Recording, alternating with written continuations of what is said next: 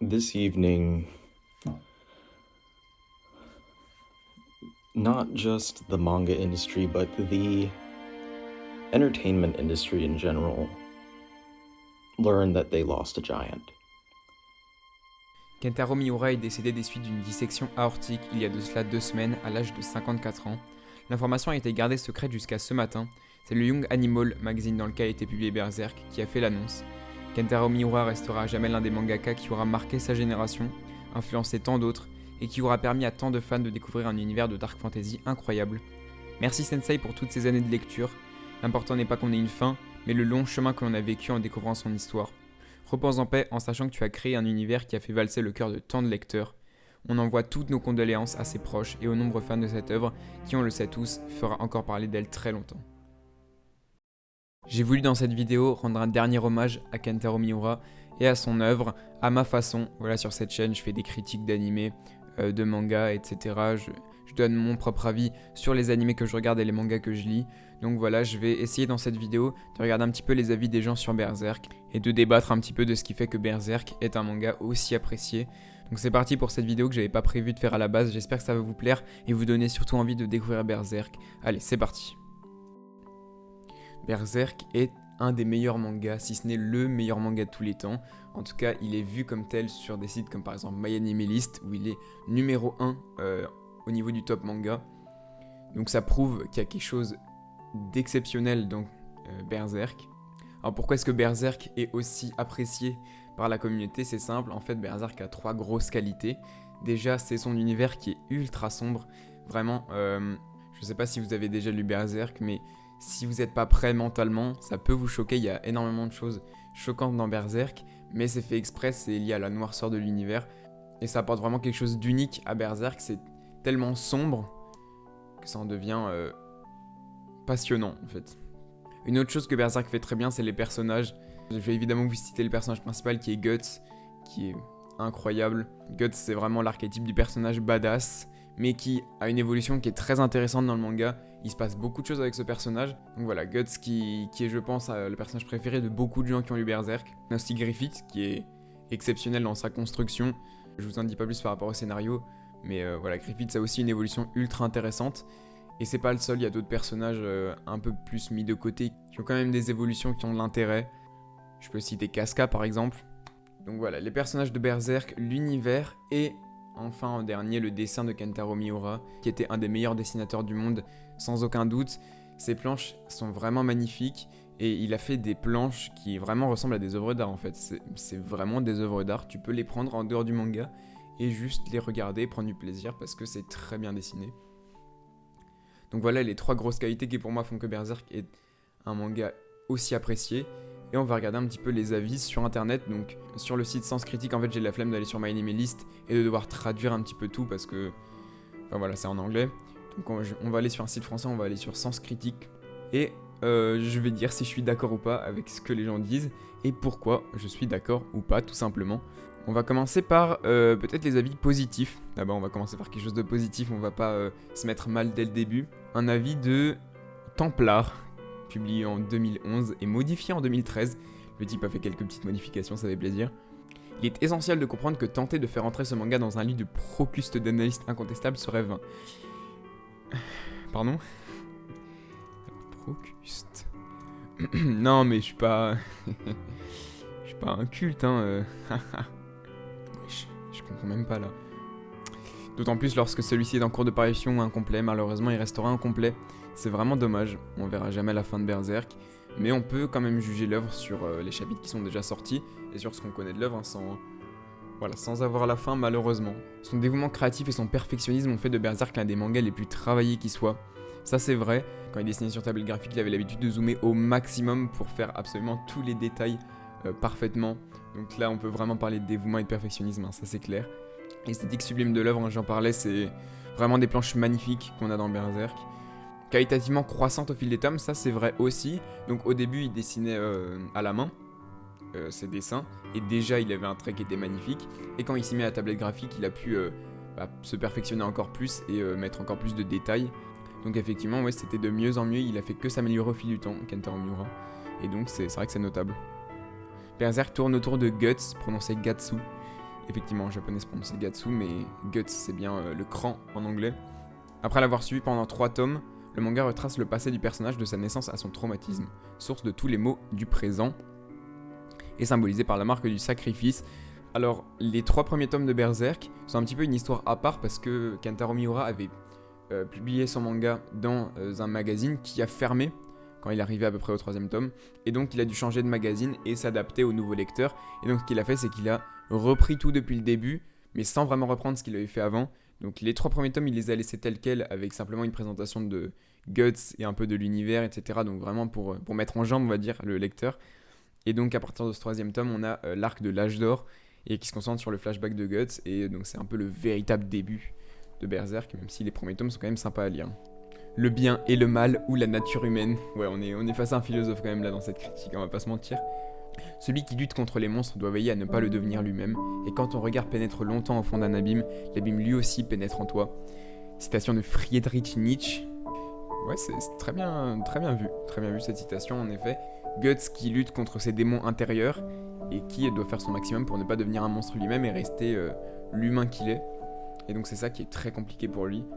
Mais voilà, il y a des personnages qui vont l'entourer, qui vont autour de lui l'aider à évoluer dans ce sens-là. Et c'est en ça que Berserk aussi change beaucoup de ton au fil du temps. C'est que petit à petit, on part d'un Guts qui est très solitaire, voilà, qui va se lier d'amitié avec certaines personnes. Il ne fait nul doute que si la violence et le sexe jouent un rôle prépondérant dans le manga, c'est afin de mieux explorer les facettes les plus sombres de l'âme humaine. Mais c'est pas anodin, c'est pas des trucs qui met pour faire plaisir au lecteur ou quoi, justement, c'est fait pour choquer le lecteur et pour montrer la dureté de l'univers. Et donc effectivement, ça sert à chaque fois le récit. Donc c'est ça qui est bien dans Berserk, c'est que la pure violence, c'est vraiment... c'est assez tendu, hein, Berserk quand même. Elle est pas là pour rien. Elle est vraiment là pour montrer des choses.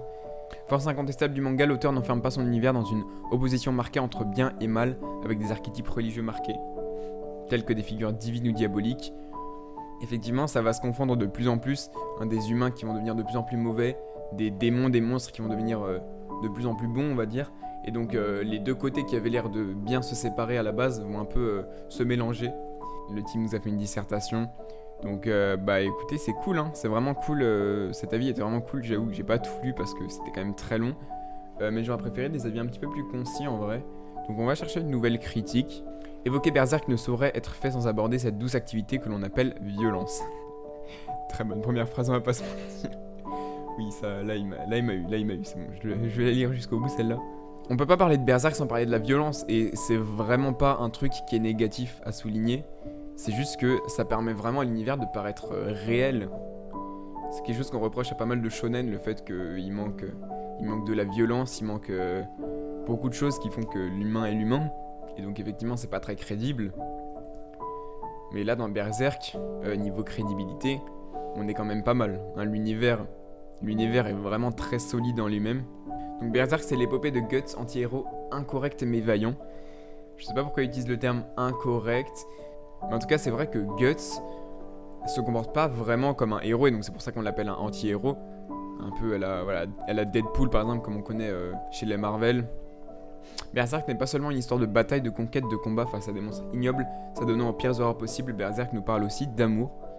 Effectivement, donc c'est ça qui fait aussi que Berserk fait très crédible et arrive à explorer pas mal de facettes de l'être humain.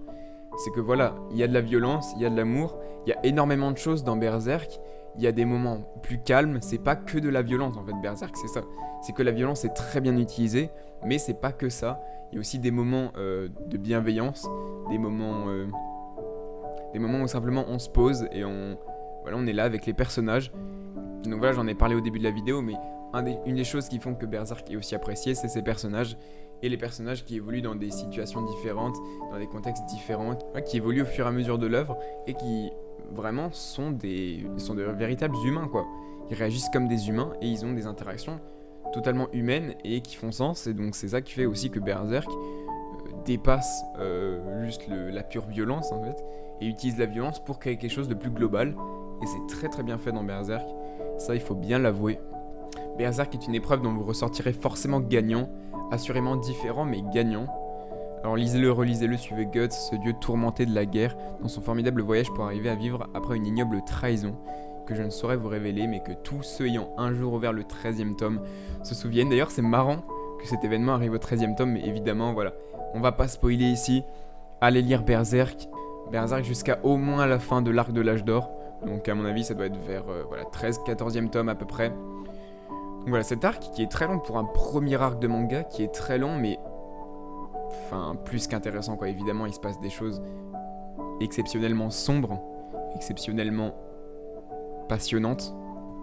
Donc je peux que vous conseiller Berserk évidemment, et je peux que vous conseiller d'aller au moins jusqu'à ces tomes-là, au moins jusqu'au 13e, 14e tome, parce que voilà, cet arc-là, l'arc de l'âge d'or, a une fin plus que grandiose en fait. C'est juste une des scènes les plus cultes, tout manga confondu. Donc évidemment, je vous le conseille très fortement. Alors, cette raison de lire et surtout d'apprécier Berserk, ça c'est une critique qui va me plaire, on va pouvoir débattre un petit peu tranquillement. Les personnages. Alors, j'en avais parlé des personnages, donc évidemment les deux principaux, Guts et Griffith, qui sont vraiment deux personnages extrêmement bien développés et qui ont leur place parmi les meilleurs personnages, tout manga confondu, en termes de développement. Mais c'est pas tout, il y a aussi beaucoup de personnages autour qui sont pas mal, et on peut penser à Puck par exemple, qui est le petit sidekick de Guts, qui a quand même une évolution sympathique au fil du manga, et qui sert vraiment de sidekick à la base, mais qui a quand même son utilité dans pas mal de moments. Donc voilà, je parle de Puck, mais il y a beaucoup de personnages qui ont leur moment. Donc c'est des personnages qui sont à la fois épiques et très humains. Ça c'est vrai, c'est totalement vrai, ils ont des réactions, ils ont des interactions qui font très humaines, je l'ai déjà dit, hein, mais il faut vraiment le souligner. Les personnages de Berserk s'illustrent dans leurs imperfections, et leur évolution. Totalement, ça je suis totalement d'accord, leur imperfection, c'est très important de souligner ça, puisque tous les personnages de Berserk ont leurs imperfections, aucun personnage n'a que des qualités et aucun défaut, ça n'existe pas. Et les personnages ont souvent des défauts très marqués, et c'est ça qui les rend uniques et très important à l'œuvre en fait. Alors le dessin, j'en ai parlé aussi évidemment, le dessin de Kentaro Miura maîtrise avec brio l'ambiance horrifique, médiévale et oppressante de son manga à travers des planches, d'une finesse exceptionnelle permettant de rendre palpable l'horreur de certaines scènes et l'innocence légère d'autres passages. Il a tout dit, un trait expressif, hétéroclite et efficace. Quant aux détails, il atteint un niveau que je n'ai personnellement jamais vu dans un autre manga. Peut-être qu'il abuse un petit peu sur les détails, mais on est obligé de quand même le souligner, de dire que c'est une vraie qualité de son manga. Mais ouais, le trait de Kentaro Miura est excellent, est tellement particulier aussi. C'est un vrai pur dessinateur qui arrive à tout dessiner en fait. Tout ce qu'il dessine, c'est magnifique. Il arrive à dessiner des décors lumineux, des décors beaucoup plus sombres, des personnages déformés par la douleur, des personnages amoureux. Voilà, il arrive à dessiner tellement de choses avec exactitude que c'est assez exceptionnel. Les monstres. J'en ai pas beaucoup parlé des monstres, mais les créatures de Berserk sont vraiment effrayantes. La maîtrise des tons fantastiques, humoristiques, dramatiques, horrifiques. Alors honnêtement, l'humour dans Berserk me touche pas forcément. Voilà, je vais pas mentir là-dessus. L'humour de Berserk me touche quasiment jamais en fait. Il y a des personnages qui ont pas mal de moments marrants, de comic relief un petit peu. Donc surtout Puck, mais d'autres personnages qui arrivent par la suite aussi. Et pour le coup, bon, l'humour de Berserk me touche pas forcément, mais c'est pas grave en fait, parce que c'est un humour qui vient juste alléger les scènes et qui cherche pas à faire rire. Genre, c'est pas du Mob Psycho 100, du One Punch Man, voilà, c'est pas ça, c'est vraiment de l'humour qui sert à alléger les scènes, et là pour le coup ça marche. Après, c'est vrai que l'humour fait pas forcément rire dans Berserk, mais quand tu lis Berserk, c'est pas ce que t'as envie de rigoler quoi. Mais voilà, dramatique, horrifique, fantastique, ça bien sûr que oui, c'est évident, c'est maîtrisé parfaitement par Kentaro Miura. Le rythme, alors. Je vais pas saluer au maximum le rythme de Berserk parce qu'il est un petit peu étrange. Il y a pas mal de moments où ça s'allonge de manière pas forcément utile. Il y a pas mal de moments où ça rush, je sais pas pourquoi. Donc en fait, je vais pas vraiment saluer le rythme de Berserk, mais simplement dire que c'est agréable à lire. Mais sans plus en fait, c'est pas... Il y a des moments où quand même je me suis posé la question, tiens, pourquoi d'un coup ça accélère, pourquoi d'un coup ça ralentit et la plupart du temps, c'était pas forcément nécessaire.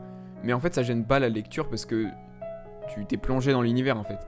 Donc t'as pas le choix que d'accepter que parfois le rythme est un peu bizarre, mais c'est pas dérangeant du tout en fait. Donc je vais pas saluer le rythme, mais je vais pas non plus dire que c'est mauvais ce que fait Kentaro Miura. Au contraire, justement ça ajoute peut-être quelque chose en plus au fait que Berserk est un peu incommodant on va dire. c'est peut-être aussi que le rythme parfois est incommodant, peut-être que parfois le rythme dérange un petit peu, et moi ça a été le cas. Je sais pas si c'est le cas pour tout le monde, hein, je parle d'un avis personnel là. La mythologie de Berserk est vraiment étrange. Alors là, l'auteur de cette review cite Lovecraft, et oui, c'est Lovecraft en fait, totalement. Kentaro Miura qui ne cache pas évidemment de s'inspirer de Lovecraft, des créatures horribles de Lovecraft, de l'univers et de l'imaginaire de Lovecraft, on va dire, à travers sa mythologie de monstres, de dieux. Et c'est une mythologie qui est assez inquiétante, parce que, alors je vais en parler un petit peu sans spoiler grand chose, mais c'est pas vraiment des spoils de parler de mythologie, on va dire.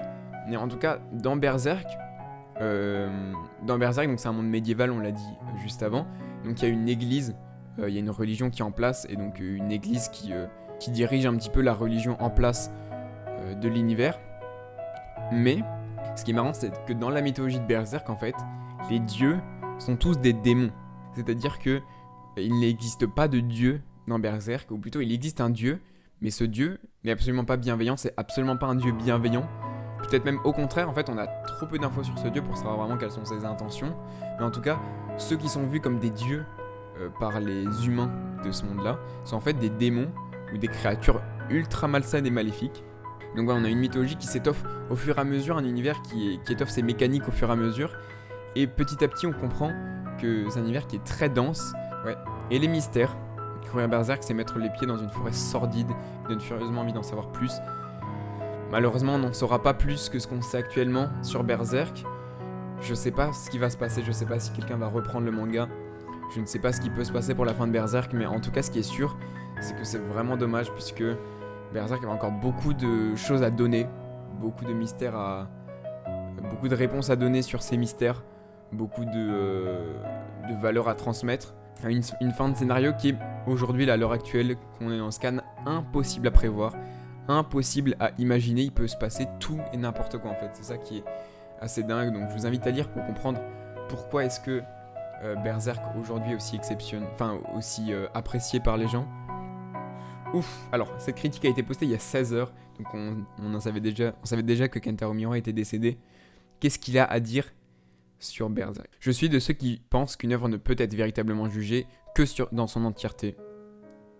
Bien qu'ayant lu la quarantaine de tomes courants en 2019, le manga semblait bien loin d'une quelconque conclusion. Totalement. Je ne suis pas un fan de Berserk, à vrai dire, je trouve même toute la seconde moitié plus que faiblarde. Alors ça, il faut en parler. Un point très intéressant soulevé par Sainz, qui est que le ton de Berserk évolue vraiment au fil du temps. Donc on a parlé du style graphique qui évolue aussi, des personnages qui évoluent, mais le ton aussi et le scénario dans sa composition changent pas mal. Donc voilà, il dit qu'il a moins apprécié la seconde moitié. Donc je pense qu'on peut dire, globalement quand il parle de seconde moitié, je pense qu'on peut dire qu'il a adoré sûrement l'arc de l'âge d'or et peut-être moins apprécié les arcs suivants. L'arc de l'âge d'or qui fait quand même quasiment 15 tomes, je crois, hein, de mémoire. Donc les 20 premiers tomes, c'est quasiment que l'âge d'or. Donc effectivement, c'est logique d'apprécier l'âge d'or puisque c'est pour moi et pour quasiment tout le monde le meilleur arc de Berserk. Alors maintenant, est-ce que ça baisse en qualité? Oui, par rapport à l'âge d'or, mais par contre, j'ai pas envie de dire que la deuxième moitié de Berserk est faiblarde, ça c'est impossible. Il y a des moments qui sont un peu, j'ai parlé de rythme, qui sont un peu lents, qui sont un peu rushés, on sait pas trop pourquoi, voilà. Au niveau du rythme, je suis plutôt d'accord avec lui, le rythme de l'âge d'or était tellement bien maîtrisé qu'on a des petites différences de rythme au fil du temps. Donc ça, je pense que c'est quelque chose qu'il a pas trop apprécié. Il a peut-être pas trop apprécié aussi le fait que... il a peut-être pas trop apprécié tout simplement l'évolution de Guts, l'évolution du personnage qui est entouré de plus en plus de gens qui le guident, qui l'aident dans sa quête, et lui-même les aide eux dans leur quête. Peut-être que c'est ça qu'il a pas apprécié aussi, peut-être qu'il préférait le Guts solitaire du début, mais c'est une évolution du personnage qui est totalement logique et que je trouve vraiment excellente. Donc là-dessus, je peux pas critiquer. Mais après, j'avoue moi aussi personnellement avoir pris un peu plus de plaisir dans la première partie. En même temps, c'est logique puisqu'on a le meilleur arc du manga qui est l'âge d'or. Mais ouais, voilà, donc je suis plus ou moins d'accord avec lui. Impossible de dire que la deuxième partie de Berserk est faiblarde. Mais par contre, le fait que ça ait un petit peu diminué en qualité, pourquoi pas. Ça, c'est un avis qui se tient. Si ma note est sévère, ce n'est pas parce que Berserk est médiocre ou dénué de qualité. Du moins pas dans toute sa longueur. Sur ce point, je n'aurais pas un avis très original. Berserk, c'est 3 tomes qui se cherchent, 10 tomes excellents et ensuite une lente dégringolade dans le meublage convenu. Je peux absolument pas être d'accord avec toi, donc je vais être d'accord avec toi sur les 13 premiers tomes, 3 tomes qui se cherchent, 10 tomes excellents, oui, bien sûr.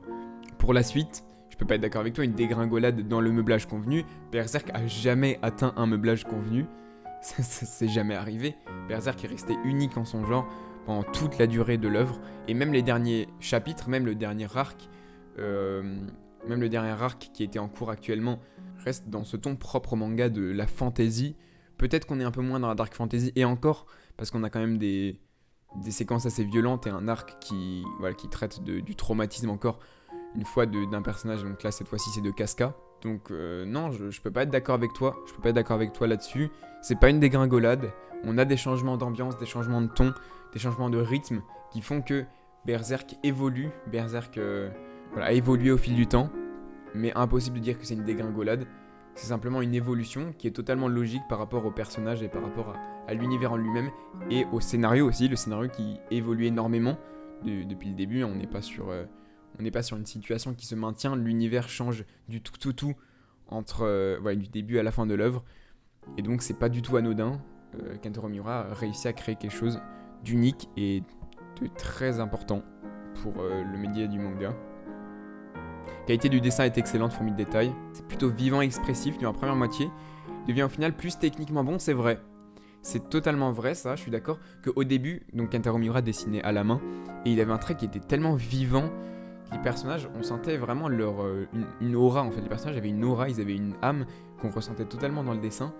Et ce qui manque un petit peu dans les derniers chapitres, dans les derniers volumes de Berserk, quand il s'est mis vraiment à la tablette graphique et à dessiner tout de manière parfaite, il est passé d'un trait avec beaucoup d'imperfections, mais pas des imperfections genre négatives, mais des imperfections qui font que le personnage est vivant, à un trait qui est beaucoup trop lisse et parfait. Aussi à mon goût, ça c'est vrai. Après, ça reste totalement plaisant, et même encore plus plaisant qu'avant à lire, mais ça diminue un petit peu l'implication qu'on peut avoir par rapport au personnage de l'œuvre. Ça c'est vrai, je suis plutôt d'accord avec ça. La qualité technique pour elle-même ne m'impressionne pas. Bon, alors ça après, ça reste ton avis. Je trouve ça quand même très difficile de pas être impressionné par les planches de Berserk, on va pas se mentir. C'est quand même de la très très grosse qualité. Et il y a des planches qui sont vraiment des œuvres d'art en fait, même inspirées d'œuvres d'art. Il y a des planches qui sont tout simplement inspirées d'œuvres d'art et qui sont des œuvres d'art à part entière. Donc ça me paraît quand même très compliqué de pas être impressionné par les planches de Kentaro Miura. On lui reconnaîtra un très bon sens du découpage, qui lorsqu'il a inspiré a pu donner un grand souffle à certaines scènes désormais cultes. Effectivement, le découpage de Kentaro Miura, et le découpage c'est très important dans un manga, c'est un des éléments les plus importants en fait dans un manga, puisque c'est comment les cases vont être disposées et comment est-ce qu'on va lire le manga. Il y a beaucoup de possibilités, mais ouais, c'est vrai que c'est très important pour le média du manga, le découpage, et Kentaro Miura est un des meilleurs, je pense, dans ce domaine-là. Ces pages sont vraiment vivantes, ça se lit extrêmement bien. Le revirement merveilleux est particulièrement délétère. C'est bien décrit, ce changement d'ambiance est bien décrit, avec un revirement merveilleux, et c'est absolument pas délétère pour moi, puisqu'en fait c'est tout simplement l'âme de Berserk. En fait, l'âme de Berserk c'est le fantastique, ce n'est pas le dark. Il aménage considérablement la pesanteur de l'univers. Ça c'est totalement faux, parce que je sens que c'est de plus en plus pesant, et malheureusement on n'aura pas la fin, mais je sens que dans l'esprit de Kentaro Miura, la fin de son œuvre allait pas du tout être dans cette évolution merveilleuse qu'on a vue au fil du temps, même si comme j'ai dit c'est impossible à prévoir et à prédire tellement on était loin d'une potentielle fin. Mais c'est vrai qu'on a une évolution vers le merveilleux des deux côtés de la balance, du côté de Guts et du côté de l'antagoniste, et au contraire ça crée vraiment quelque chose de surprenant et d'intriguant dans le scénario, et ça tranche pas du tout avec l'esprit de Berserk, au contraire même c'est totalement dans l'esprit. Le vrai problème vient de Guts. Alors j'ai pas lu la suite, mais rien que cette phrase pour moi, elle pose problème. Il y a quelque chose qui va pas dans cette phrase, parce que tout simplement, Guts n'est pas le problème, mais Guts c'est la solution de Berserk en fait. Guts c'est l'esprit de Berserk. C'est impossible de dire que Guts c'est un problème à Berserk. On va dire quand même ce qu'il dit, peut-être qu'il aurait des arguments intéressants. Donc me faites pas dire ce que j'ai pas dit, c'est un excellent personnage. Ok ? Le problème c'est que c'est pas un archétype qui peut interagir avec 36 000 types de personnages différents. Ça, c'est là où tu te trompes, et c'est là où cette évolution vers le merveilleux te fait te tromper. Berserk, c'est un humain avant tout, et donc effectivement, il a des traumatismes, effectivement, il est badass, c'est un personnage qui paraît ne pas avoir de sentiments, mais plus le manga évolue, plus on se rend compte de son côté humain et d'à quel point il est humain. Même, en fait, on se rend compte dès le début. Guts est un personnage complexe et qui interagit avec beaucoup de personnages et de façon très différente. Et donc, je suis pas du tout d'accord avec toi là-dessus. L'intérêt de Berserk s'effondre en même temps que celui des personnages.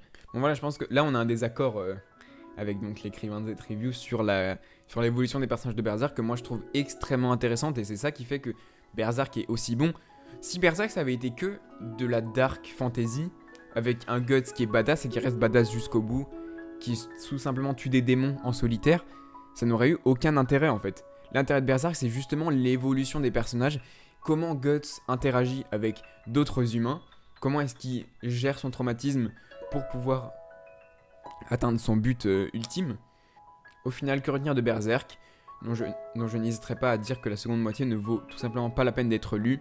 En fait, je crois que tout simplement notre ami Sainz est resté enfermé dans cette recette du Berserk de la première moitié, comme il dit. On a un Guts qui est solitaire, qui se bat tout seul pour lutter contre son traumatisme et pour atteindre ses objectifs. Et j'ai vraiment l'impression qu'il n'a pas du tout apprécié le fait que d'autres personnages viennent se mêler à la quête de Guts. On va lire la critique qui met un petit 2 sur 10 par G Savoureux. On ne peut pas dire que ça me plaise de ne pas aimer une œuvre considérée comme majeure dans son domaine, mais je n'y peux rien, c'est comme ça. Je n'aime ni le graphisme, c'est ton avis, G Savoureux. C'est un avis qui se tient pas forcément, mais c'est ton avis de pas aimer le graphisme. Tout le monde a des goûts différents. Simplement, bon, tes goûts sont pas ouf, mais voilà, tout le monde a des goûts différents, donc que t'aimes pas le graphisme de Berserk, ça ne se comprend pas, mais ça s'accepte, on va dire. T'aimes pas le ton? Bon, pourquoi pas alors? Effectivement, c'est de la dark fantasy, donc si t'aimes pas la dark fantasy, évidemment t'aimeras pas Berserk, c'est assez logique, mais ouais, la dark fantasy c'est quand même c'est quand même quelque chose qui est très apprécié. On connaît la popularité de Game of Thrones, d'autres mangas comme je sais pas, Goblin Slayer par exemple, ni l'histoire. Alors, si t'as pas aimé le ton, je sais pas jusqu'où t'es allé, mais sache quand même que l'histoire de Berserk est vraiment intéressante, et même si c'est pas une qualité fondamentale à Berserk, c'est comme si, en gros, c'est un peu comme une colonne vertébrale, quoi. C'est vraiment ce qui va faire que tout ce qui est autour va fonctionner. Sans un scénario aussi bon, ça n'aurait pas fonctionné, l'évolution des personnages n'aurait pas eu le sens qu'il a. Donc effectivement, le scénario c'est pas le point fort de Berserk, mais c'est ce qui permet aux autres points forts de se développer. Et donc le scénario de Berserk, c'est quand même difficile de pas aimer l'histoire de Berserk, on va pas se mentir. Je me suis infligé que les 2 premiers tomes. Oui, donc t'es pas rentré dans l'histoire. Ok, alors, donc il est pas rentré dans l'histoire encore. J'ai franchement rien trouvé qui me pousse à aller plus loin. Aucune motivation à découvrir ce qui va devenir au personnage principal. Du coup, je suis passé tellement à côté de ce que j'ai vu que je ne peux même pas proposer une critique construite, désolé. Alors, t'as commencé une œuvre de Dark Fantasy sans aimer la Dark Fantasy. T'aimes pas le dessin parce que t'as des goûts pas ouf. Non, bon, j'exagère un petit peu, mais... Donc notre ami G Savoureux qui n'a pas vraiment commencé Berserk, du coup, qui a jugé Berserk sur seulement 2 tomes. C'est un peu dommage. Mais voilà, il donne simplement son avis et il a le droit, notre ami G Savoureux, il a le droit de donner son avis. Même si son avis est pas ouf, il a quand même le droit de le donner. Donc voilà, merci beaucoup d'avoir suivi la vidéo. N'hésitez pas à vous abonner, à me dire ce que vous pensez de Berserk. Ouais, cette vidéo était un petit peu un hommage à ce manga qui est exceptionnel et qui malheureusement n'aura jamais la fin qu'il méritait. Donc voilà, rest in peace Kentaro Miura, un auteur qui a vraiment créé quelque chose d'unique, qui a dédié sa vie à créer un manga qui est le manga le plus apprécié de la communauté. Si vous n'avez pas peur des choses un peu trop gore, lisez Berserk, ne regardez pas l'anime qui est de pas très bonne qualité, ça c'est vraiment dommage, mais lisez le manga Berserk, achetez les tomes ou lisez en scan sur internet, c'est disponible aussi, faites comme vous voulez, mais en tout cas sachez que ça vaut largement le coup, mais à un point que vous n'imaginez pas encore si vous n'avez pas commencé Berserk. Donc sur ce, merci beaucoup d'avoir regardé les vidéos jusqu'au bout, et je vous dis à la prochaine, allez, ciao, C-I-A-O, ciao.